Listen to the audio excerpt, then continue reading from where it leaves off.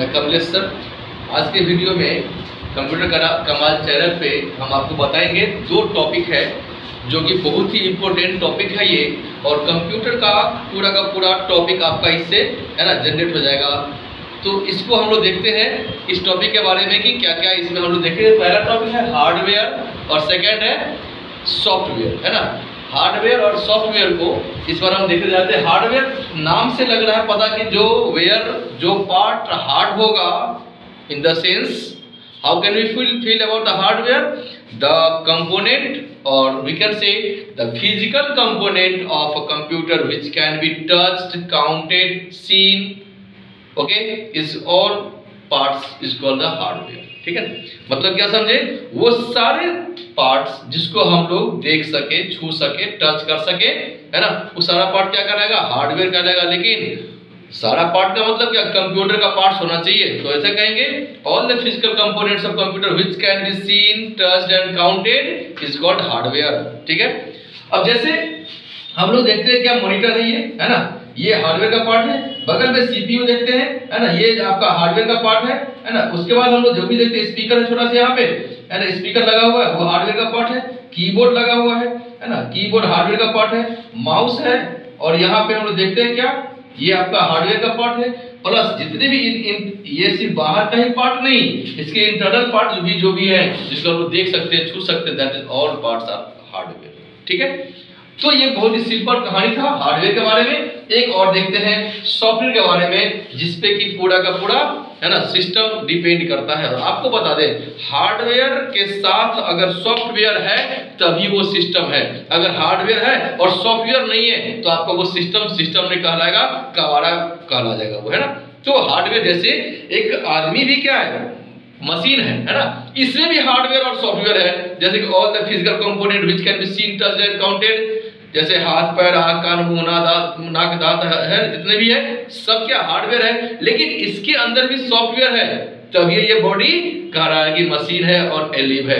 That means जो feeling है, जो हार्ट है, जो प्राण है ना, ये सब सॉफ्टवेयर का पार्ट है। ठीक है, तो अगर ये सब प्राण नहीं रहेगा तो इस बॉडी का कोई वैल्यू नहीं है ना। सिमिलरली अगर सिस्टम में, कंप्यूटर में हार्डवेयर है, सॉफ्टवेयर करप्ट कर गया, सॉफ्टवेयर नहीं है तो वैल्यू खत्म। जैसे आदमी में जिंदा भी है, सॉफ्टवेयर है, लेकिन क्या ब्रेन खत्म है। तो देखने में बहुत चंगा है, बहुत बढ़िया है, लेकिन उसका कुछ पार्ट जो है ना ब्रेन का, थॉट, वो घसक गया, खत्म, खराब हो गया, तो भी वर्क लाइक नहीं होता। सिमिलरली सिस्टम में अगर कुछ पार्ट सॉफ्टवेयर का खराब हो गया तो सही ढंग से काम नहीं करेगा, सही रिजल्ट नहीं देगा, और हम लोग क्या कहेंगे, सिस्टम काम नहीं कर रहा है, उसको फिर रिपेयर करवाना पड़ता है। ठीक है, तो सॉफ्टवेयर का, हार्डवेयर का बहुत ही एक दूसरे पे म्यूचुअल अंडरस्टैंडिंग होना चाहिए, एक दूसरे पे परस्पर वर्क करने का वो होना चाहिए, ताकि एक दूसरा वर्क कर सके और सिस्टम कंप्लीट हो सके। देखते हैं सॉफ्टवेयर के पार्ट बारे में। अभी हमने हार्डवेयर में क्या कहा कि वो सारे कंपोनेंट जिसको देख सके, छू सके, काउंट कर सके। लेकिन सॉफ्टवेयर में हम लोग छू नहीं सकते हैं, काउंट नहीं कर सकते हैं, देख भी नहीं सकते हैं, बस फील कर सकते हैं। जैसे आदमी में प्राण है तो उस प्राण को ना तो हम देख सकते हैं, ना छू सकते हैं, ना ही काउंट कर सकते हैं, लेकिन फील कर सकते हैं कि आदमी जिंदा है, इसका मतलब उसके अंदर प्राण है। सिमिलरली सॉफ्टवेयर में देखते हैं वो क्या होता है भाई, सेट ऑफ प्रोग्राम। अब बताओ, सेट ऑफ प्रोग्राम क्या कहलाएगा, सॉफ्टवेयर कहलाएगा, है ना। सॉफ्टवेयर को हमने शॉर्ट में यहां लिखा SW। सॉफ्टवेयर क्या है, सेट ऑफ प्रोग्राम। अब बात रहा भाई व्हाट इज प्रोग्राम, है ना। तो प्रोग्राम को डिफाइन करते हैं यहाँ पे, देखो एकदम सिंपल वे में। प्रोग्राम क्या है, तो set of instruction, set of instruction, set of programs करते हैं, सेट ऑफ इंस्ट्रक्शन, है ना। ये सारे बहुत सारे इंस्ट्रक्शन का एक सेट बना दे, है ना, लॉजिकली एक स्टैंडर्ड वे में, तो आपका क्या कहलाएगा, प्रोग्राम। दैट मींस कोई काम अगर हम कहते हैं कि जाओ ये काम कर लो, तो एक प्रोग्राम हुआ, मैंने एक काम दिया। इस तरह का बहुत सारे प्रोग्राम को अगर एक साथ अटैच करते हैं तब उस एक सॉफ्टवेयर डिजाइन होता है। इंस्ट्रक्शन समझ में आ गया, सेट ऑफ इंस्ट्रक्शन। इंस्ट्रक्शन क्या होता है भाई, सेट ऑफ डेटा, है ना। जितने भी डेटा है, न्यूमेरिकल डेटा होगा, अल्फाबेटिकल डेटा होगा, है ना, सब डेटा का ग्रुप बनाते हैं, या ग्रुप ऑफ डेटा कह सकते हैं। ग्रुप ऑफ डेटा क्या करेगा, इंस्ट्रक्शन कहलाता है। ग्रुप ऑफ इंस्ट्रक्शन क्या कहलाएगा? प्रोग्राम कहलाएगा। ग्रुप ऑफ प्रोग्राम क्या कहलाएगा? सॉफ्टवेयर कहलाएगा। इस तरह से हम लोग है ना सॉफ्टवेयर को डिफाइन करते हैं। अब ढंग से देखो कैसे। तो software is a set of related program. एक बात और हमने जोड़ दिया, क्या? Related. Software is a set of related program that can perform any particular task, जो कि कोई काम को, किसी टास्क को पूरा वो कर सके। मान लो कि अगर सॉफ्टवेयर बना रहे हैं, कार मैन्युफैक्चर कंपनी है, कार मैन्युफैक्चर कर रही है, कार बनाने का काम कर रहा है, तो उसका प्रोग्राम जो होगा ना कहीं और बनता होगा। हर तरह का प्रोग्राम, इंजन का कहीं और हो रहा होगा, व्हील कहीं और बन रहा होगा और कहीं और बन रहा होगा, सब चीज पर बाद में सारे प्रोग्राम को एक साथ असेंबल करते हैं, है ना। सारे प्रोग्राम को एक साथ असेंबल करते हैं कार डेवलप करने के लिए। तो रिलेटेड का मतलब क्या होगा? अगर कार बनानी है हमें, तो उसमें ट्रैक्टर का व्हील तो नहीं लगा देंगे, है ना। रिलेटेड मतलब क्या? कार, अगर हमारा प्रोग्राम क्या है, कार सॉफ्टवेयर कार का बनाना है, तो कार से रिलेटेड होना चाहिए सारा प्रोग्राम, कार से रिलेटेड सारा कंपोनेंट होना चाहिए। तो इसीलिए हमने क्या लिखा? रिलेटेड। और काम क्या होना चाहिए? जो काम से हम काम के लिए हमने सॉफ्टवेयर डिजाइन किया है, अगर कार बनाने के लिए है तो कार का काम पूरा होना चाहिए। अगर कोई क्या कहते हैं ऑफिस के लिए है, जिस पर्पस के लिए, मान लो कि शॉपिंग हो रहा है, दुकान में है, कैलकुलेशन के लिए है, तो कैलकुलेट पूरा होना चाहिए, वैसा सॉफ्टवेयर होना चाहिए। तो जिस किसी काम को पूरा कर सके, जिस काम के लिए वो बना हुआ है, वो काम को पूरा कर सके। एक बार और देखते हैं। Software is a set of related program that can perform any particular task properly. ठीक है। अब देखते हैं सॉफ्टवेयर का टाइप देखते हैं। तो पहला पार्ट है क्या? सिस्टम सॉफ्टवेयर, है ना। उसके बाद है एप्लीकेशन सॉफ्टवेयर भी डिफाइन करना है। यूटिलिटी सॉफ्टवेयर को हम लोग देखेंगे। 3 तरह का सॉफ्टवेयर। अब सिस्टम सॉफ्टवेयर का मतलब क्या? नाम से लग रहा है, such a software that has been designed and developed for the system, है ना, जो कि सिस्टम के लिए डिजाइन किया गया होगा, वो सब सॉफ्टवेयर सिस्टम सॉफ्टवेयर कहलाएगा। जैसे अभी हमने आपको क्या दिखाया कि यहाँ पे एक कंप्यूटर है आपका, यहाँ पे, है ना, इसमें सीपीयू लगा हुआ है। सॉरी, थोड़ा पतला कर देते हैं, सीपीयू पतला लगा हुआ है ना, सीपीयू है। इसी को हमने ब्रेन ऑफ कंप्यूटर कहते हैं ना। यहाँ पे कीबोर्ड लगा हुआ है ना, यहाँ पे प्रिंटर लगा हुआ है ना, प्रिंटर लगा हुआ है ये। अब प्रिंटर को अटैच कर रहे हैं, कीबोर्ड को अटैच कर रहे हैं, मॉनिटर को अटैच कर रहे हैं, माउस लगा हुआ है ना, माउस लगा हुआ है, तो माउस को भी इसमें अटैच कर रहे हैं। तो ये तो भाई हार्डवेयर पार्ट है। इसको कैसे पता चलेगा कि कीबोर्ड का काम है टाइपिंग करना, माउस का काम है इंस्ट्रक्शन देना? That means for each and every hardware there is a particular software। हर एक हार्डवेयर के लिए उसका पार्टिकुलर सॉफ्टवेयर होगा जो इंस्टॉल करना होता है। और अगर हम लोग सिस्टम लेते हैं, जो इनिशियल है ना, और जो क्या कहते हैं मेन जो हमारा हार्डवेयर कंपोनेंट है, उसका सॉफ्टवेयर मदरबोर्ड में ऑलरेडी इनबिल्ट होता है। अगर एक्स्ट्रा कुछ हमें इंस्टॉल करना है, मान लो कि हमें फैक्स मशीन इंस्टॉल करना है, प्रिंटर को लगाना है, तो उस सब के लिए आपको सीडी आएगा, उसका सीडी आप इंस्टॉल करो, तब वो कंप्यूटर समझेगा कि ये फैक्स मशीन है और ये प्रिंटर है, इसको भी काम करना है ना। तो मतलब क्या समझे? वैसे सॉफ्टवेयर जो कि डिजाइन किया होगा, डेवलप किया गया होगा पार्ट ऑफ द सिस्टम, उस कंपोनेंट के लिए। That means the software which has designed and developed for the system is called the system software. आप देखते होंगे जब सिस्टम को ऑन करते हैं ना, तो 1-2 मिनट 4 मिनट ले लेता है टाइम, उसको बोलते हैं क्या? बूट कर रहा है, बूटिंग टाइम कहलाता है वो। इसका मतलब क्या? उतना देर में वो सिस्टम प्रिपेयर हो रहा है, सिस्टम का हर एक कंपोनेंट प्रिपेयर हो रहा है, अपने आप में वर्क करने के लिए रेडी मोड में आ रहा है ना। इसको हमने डिफाइन किया 2 तरह से, एक ऑपरेटिंग सिस्टम, दूसरा लैंग्वेज प्रोसेसर। ऑपरेटिंग सिस्टम का मतलब क्या? वैसा सिस्टम जो नाम से लग रहा ऑपरेट करता होगा, है ना। क्या करता होगा? ऑपरेट करता होगा। ऑपरेट करने का क्या मतलब? यहां तक असेंबलर लिखा हुआ, ऑपरेट करता होगा। दैट मींस सारा काम ऑपरेशन करने का, ऑपरेट करने का ओएस के जिम्मे में है। तो मतलब क्या? ये सेटअप इसका है सिस्टम सॉफ्टवेयर का। तो operating system is a set of system software, set of system software that control and coordinate the entire all function of computer system, as well as makes an interface between user and hardware is called operating system। क्या देखें, ये set of system software का set है, बहुत सारा system software इसमें लगा हुआ होगा, है ना।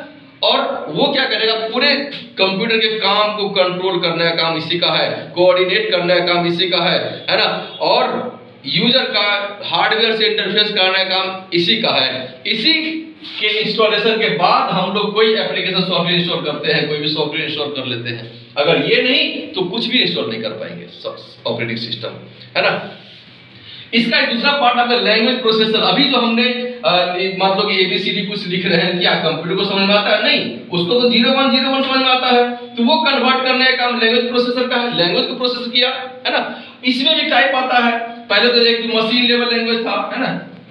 मशीन लेवल लैंग्वेज जो 0101 ऑलरेडी है ही है, इसको तो प्रोसेस करने की जरूरत ही नहीं है, वो तो मशीन का अपना लैंग्वेज है। लेकिन वैसे लैंग्वेज जो कि मशीन लेवल नहीं है, 0101 नहीं है, हम लोग कुछ और दे रहे हैं, उसको चेंज करने के लिए भी लगा हुआ है। तो पहला असेंबलर, असेंबलर मतलब कि असेंबली लैंग्वेज को मशीन लैंग्वेज में चेंज करने वाला, और मशीन लैंग्वेज से फिर से, है ना, हम लोग के लैंग्वेज में असेंबली लैंग्वेज लाने वाला काम करता है। प्लस डीबग करने का काम भी करता है language processor.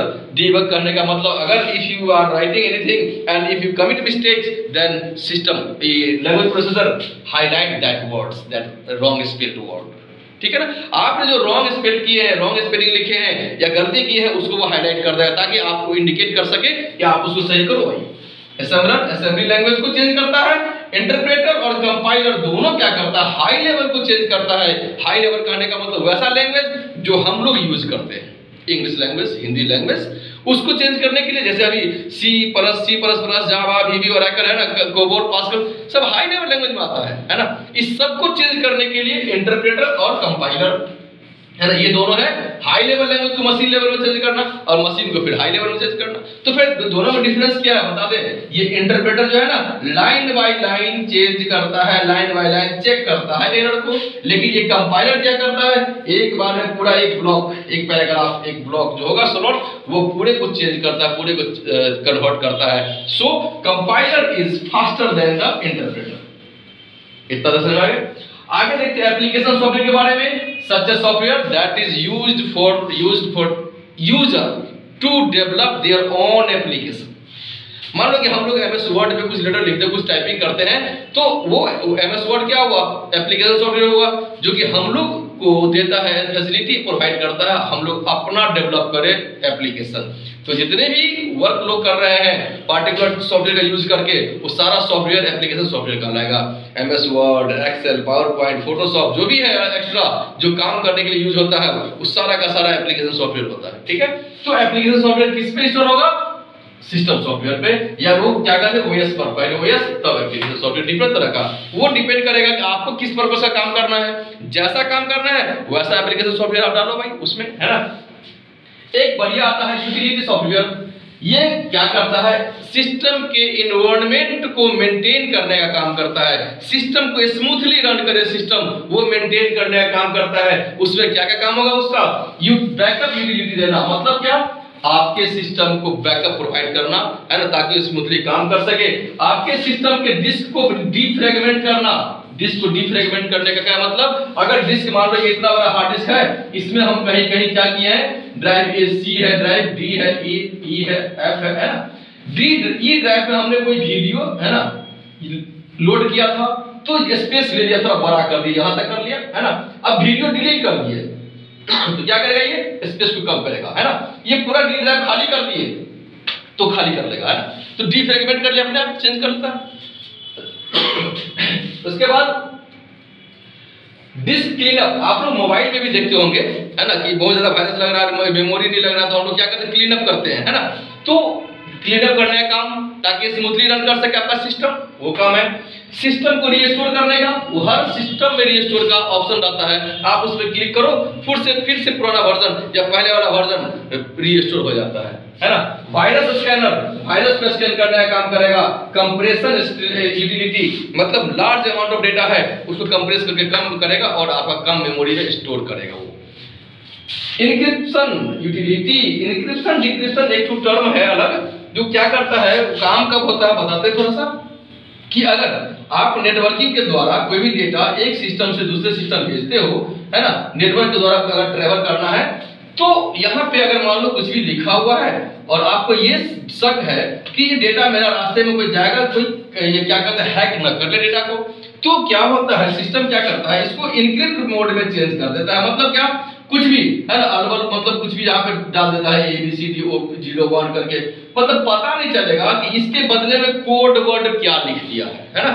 That means encryption means to change the original data into some coded word and after at the destination places this coded word will be changed into the original form so that no one can recognize the data what the data is। ठीक है, क्या data है इसको recognise ना कर सके तो original से कोड में चेंज कर दिया इंक्रिप्शन, कोड से ओरिजिनल में चेंज कर दिया डिक्रिप्शन, है ना। ये इंक्रिप्शन डिक्रिप्शन बताओ इतना सारा काम सॉफ्टवेयर का है, इस सॉफ्टवेयर का काम। तो हम लोग क्या देखें कि एक अगर सॉफ्टवेयर इंस्टॉल है तो इतने सारे काम को पूरा करता है, तब कहते हैं कि सिस्टम बहुत अच्छा चल रहा है। लेकिन सिस्टम को कितना काम करना पड़ रहा है, इस सारा तरह का काम उसका है। तो आप लोग को इतना सारा वीडियो दे रहे हैं तो याद रखेंगे, और भी ज्यादा देखना होगा तो सब्सक्राइब करते रहेंगे, लाइक करेंगे और जो बेल आइकन है वो दबा के रखेंगे ना, एक बार प्रेस कर देंगे तो बार बार अपडेट कर जब भी हम करेंगे आपके पास इंफॉर्मेशन जाएगा और आपको इजीली अवेलेबल हो जाएगा। तो सब्सक्राइब करना नहीं भूलेंगे। Thank you.